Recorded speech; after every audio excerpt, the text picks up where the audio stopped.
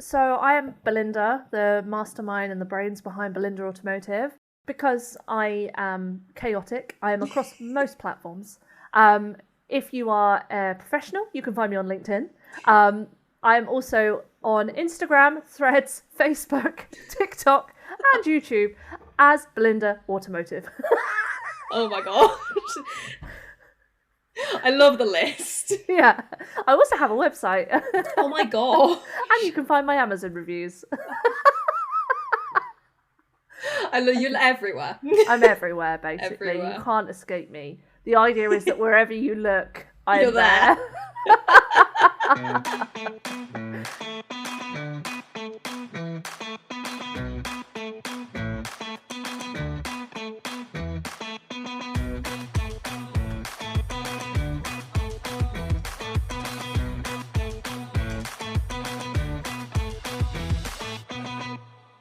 I'll be really brutally honest. Yeah. I have hated motorsport growing up.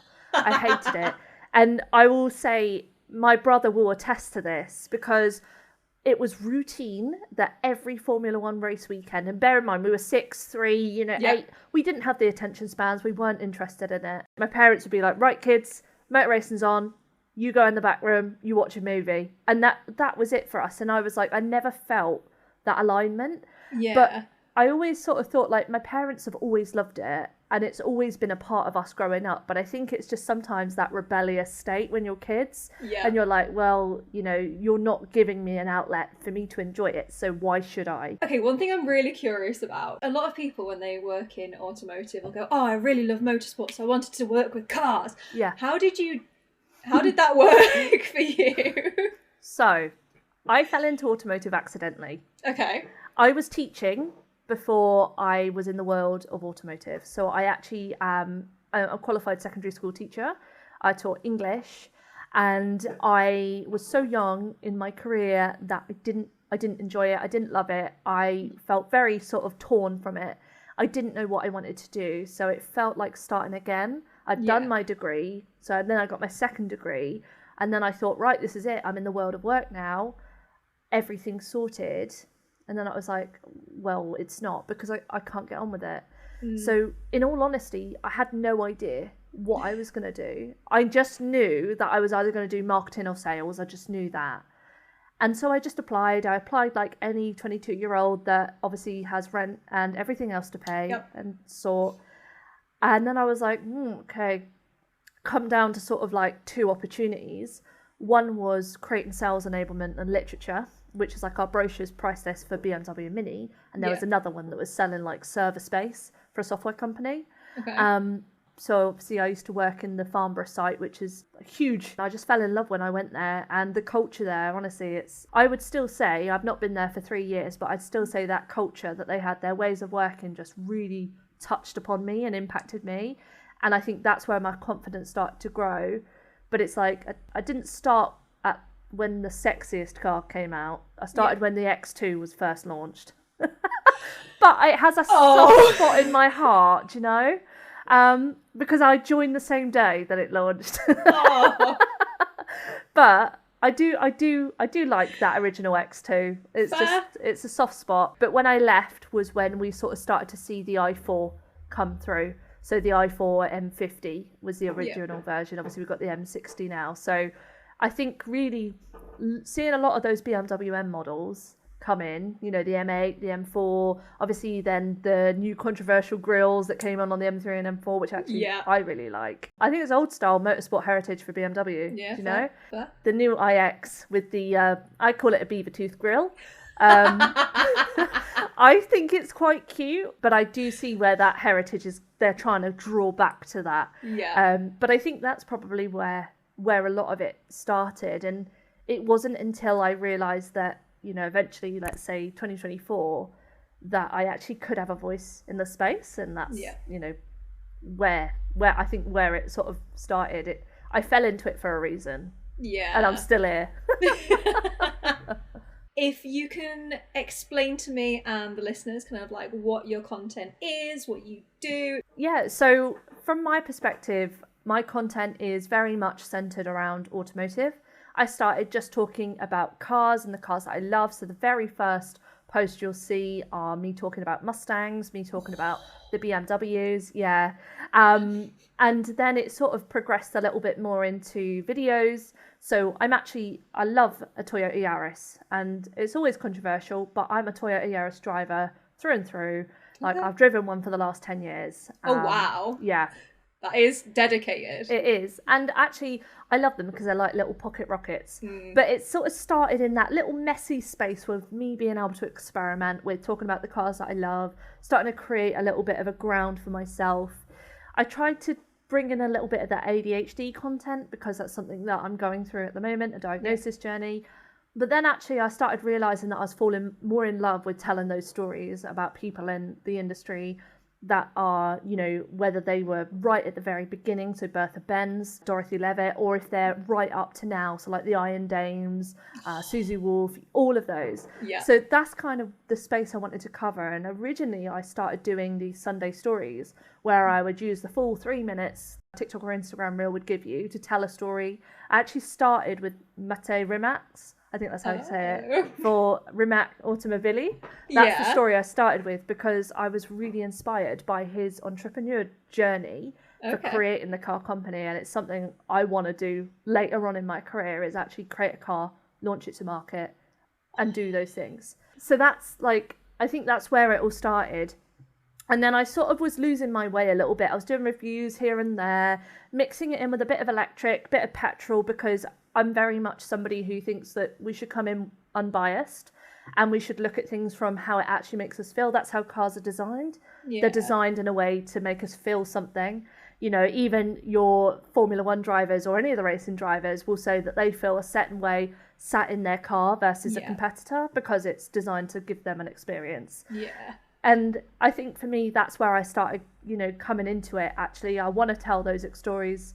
And that's where I started working with a coach to support me in getting that content to that place. So literally, it's been 6 weeks that I've been focusing on this Women in Automotive campaign. Yeah. And it's actually been doing amazing. It's highlighted a lot of stories. And I think it's come at a really good time, particularly with the start of the new season for motorsport. I think for me, the progression is now going into that space where I can talk about those stories in more detail. Yeah. And that's what a lot of my content is right now, just educational, good bit of nattering. And I think a lot of people are starting to sort of feel a bit more inspired and empowered to enter an industry like the one that I'm in. So that's my goal. What's one of your favourite stories you've told so far? Or like favourite review or something? Okay, so I did Dorothy Levitt a while back. And then I revisited her because I wasn't as confident with video editing. So I was just myself to screen talking. And then I went back and I added pictures of her. And I actually love the cheeky look that she has on her face. Particularly if you go and have a look at them, or if you get one off Pinterest and just pop it up, she's just got this like really little devious little look, and I love it because she is just such a rebel, and it's amazing. Particularly because she wrote her book, and I can't think what it's titled, but it was about the things that you should carry with you, and it was obviously a revolver and a rear view mirror, so you could see behind you as you were driving, basically. Yes. So I love her story because it wasn't one that I had heard either.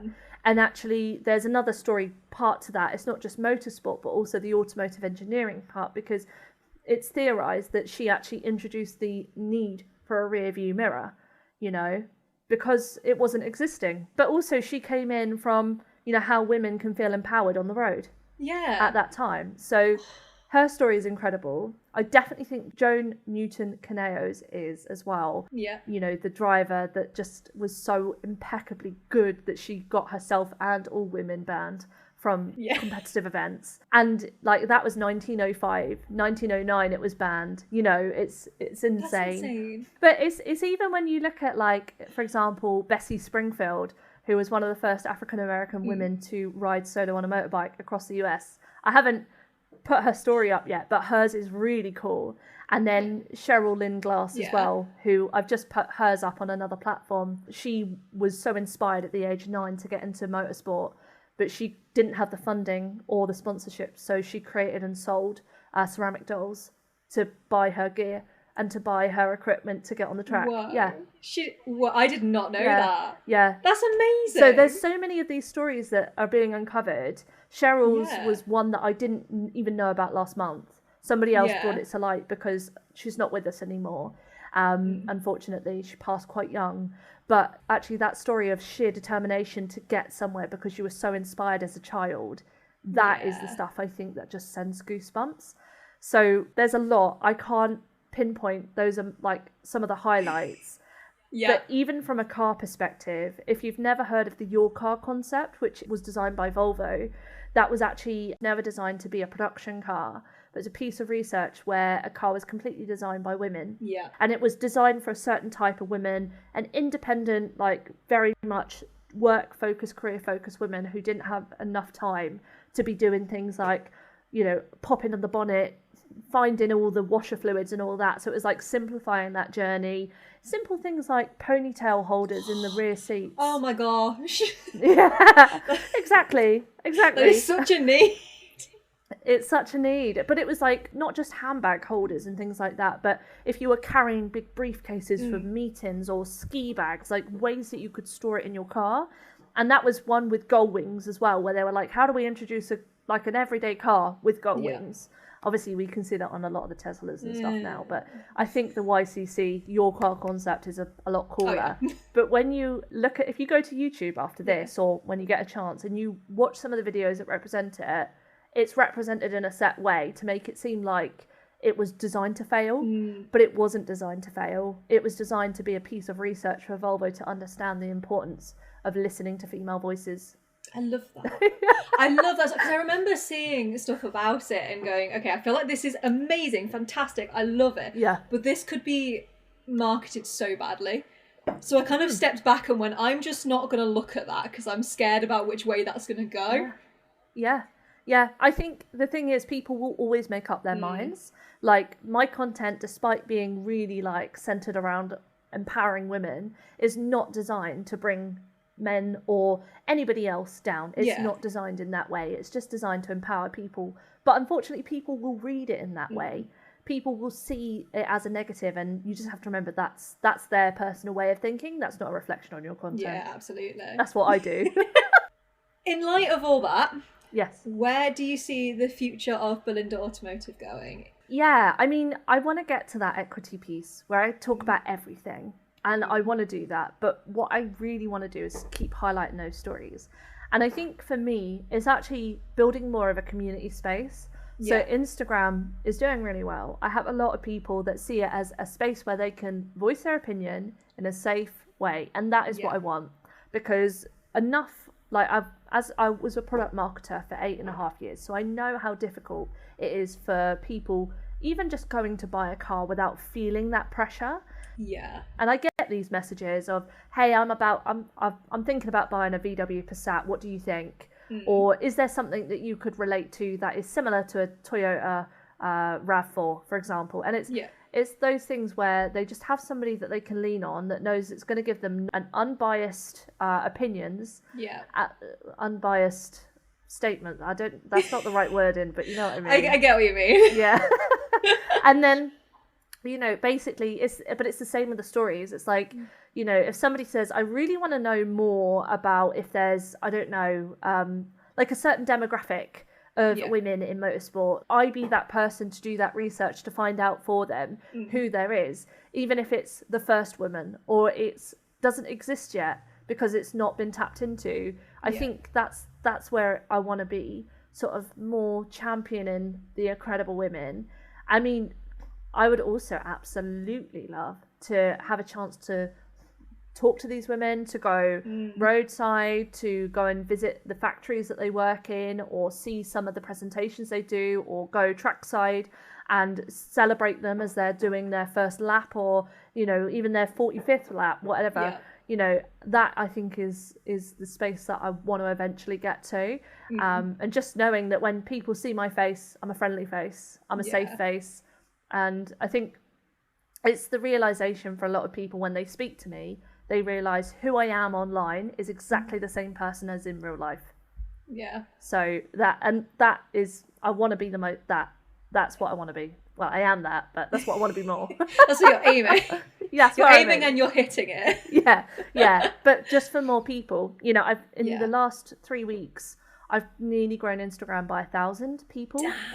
I know, and I was like, what is going on? Yeah, that's a bit crazy.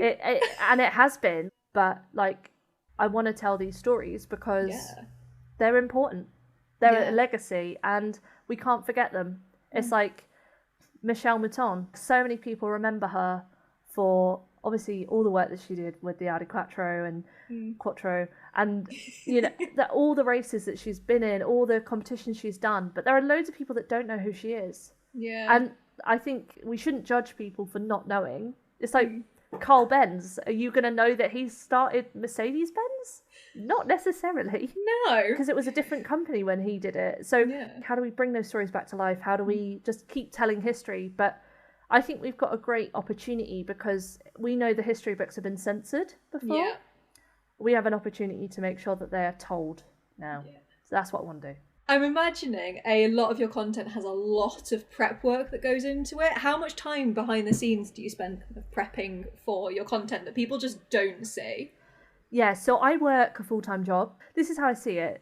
So if I wasn't talking to you right now, like, let's be honest, people looking at this are probably in the middle of a doom scroll. Yeah. So how much time, and you can see on the apps how much time you spend on that app on average in that week.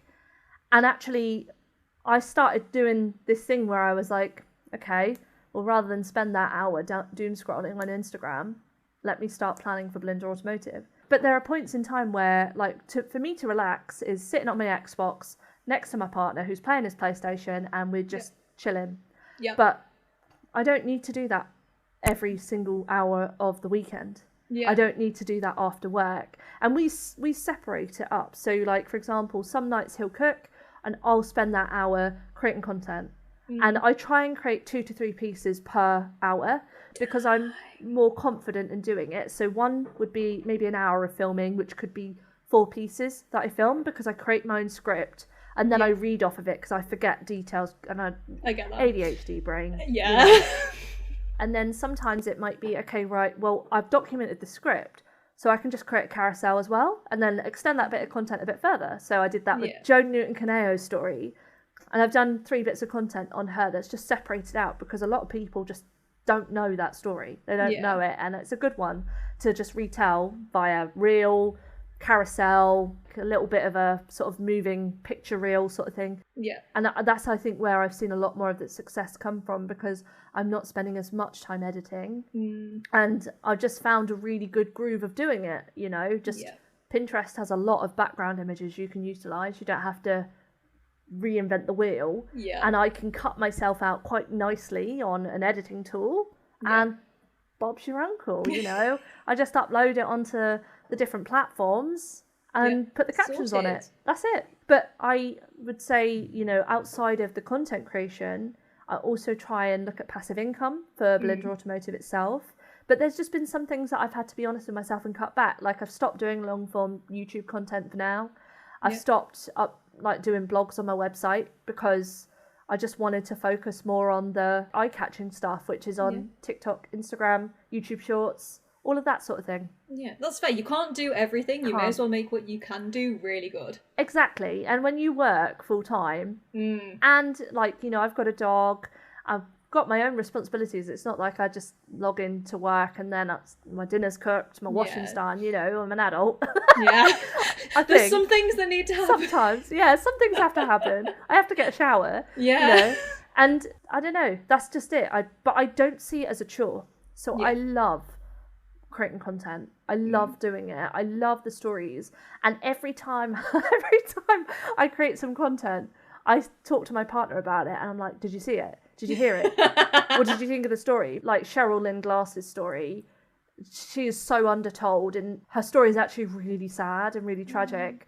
But I wanted to tell the really good parts of it because I felt like she was owed that. There's so many stories like that I love learning about these people. I love feeling inspired and I love knowing that even if they're not here with us, I'm able to share their legacy with somebody who relates to them. Maybe it's somebody that, you know, they think they look like them, or they act like them, or even if it's like in the neurodiversity sense, the ethnicity sense, the ability sense, the, you know, gender. And obviously we've got a lot of trans women that are in motorsport history.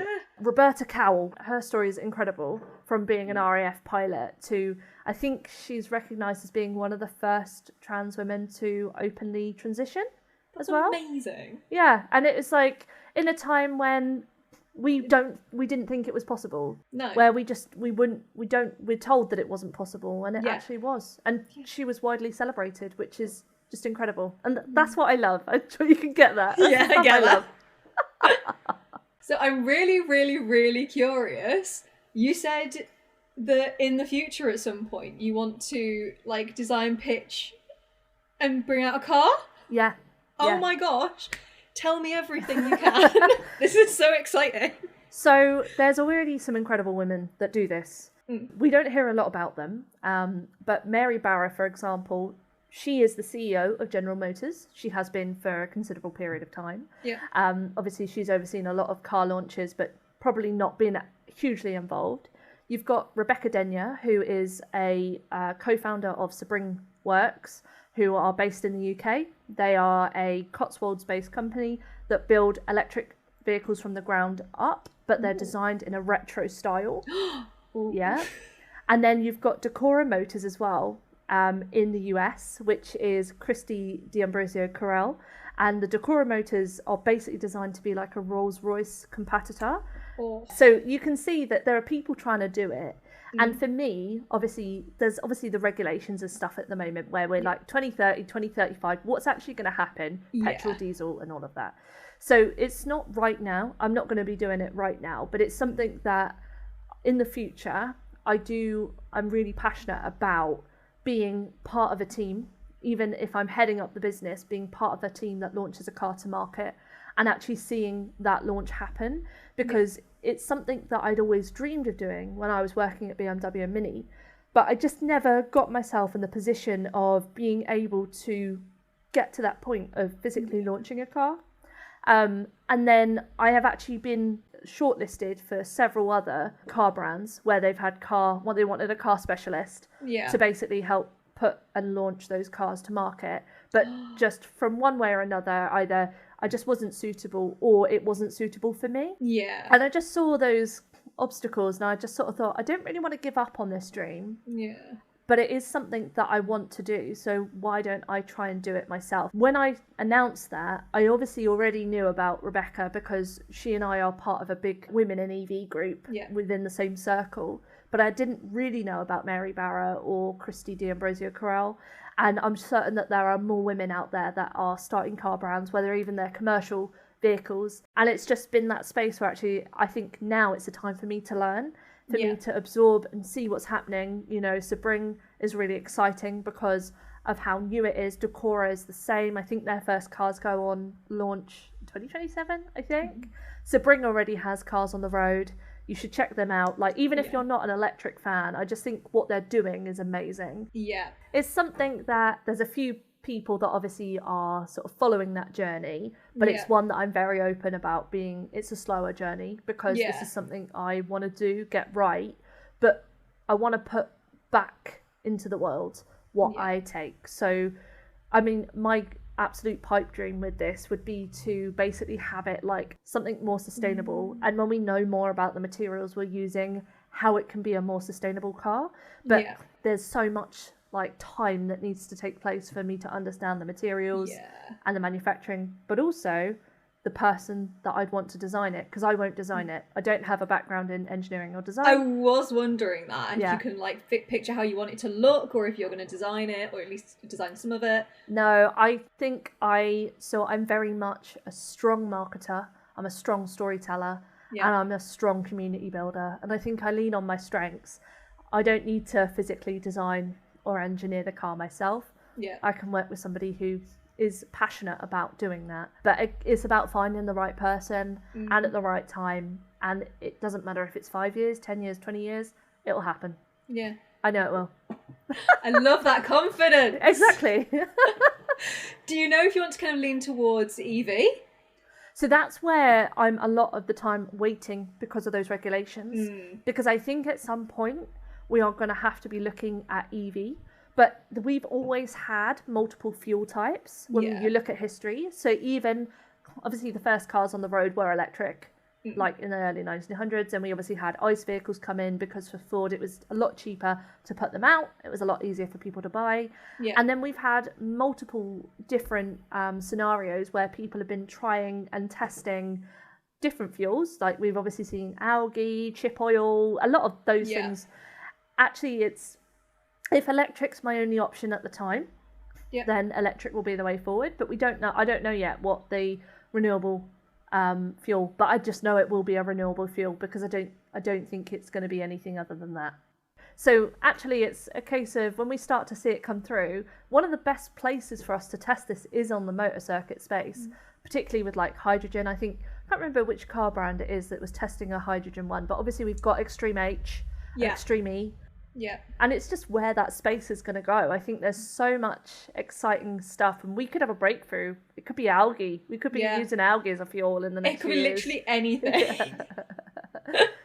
So if you had one bit of advice to give to people kind of starting out on their journey, wanting to do something similar to you, or that are kind of nervous to look into the automotive motorsport industry, what advice would you give them? It's okay to be the first. So yes, if you don't see somebody like you immediately when you do your research, it's okay to be the first. And then it's okay if you then go down the line and realize you're not the first to be a contributor. That's okay. But also your voice matters. You bring a perspective because nobody else in the world is you. You are you. So that's what I tell myself. You know, I'm later to the game on the content creation side of things. A lot of people are in their early 20s. I'm in my early 30s. It's not a problem. It's just a different perspective. It's just a different way of thinking. And that's okay. We need to embrace diversity. Yeah.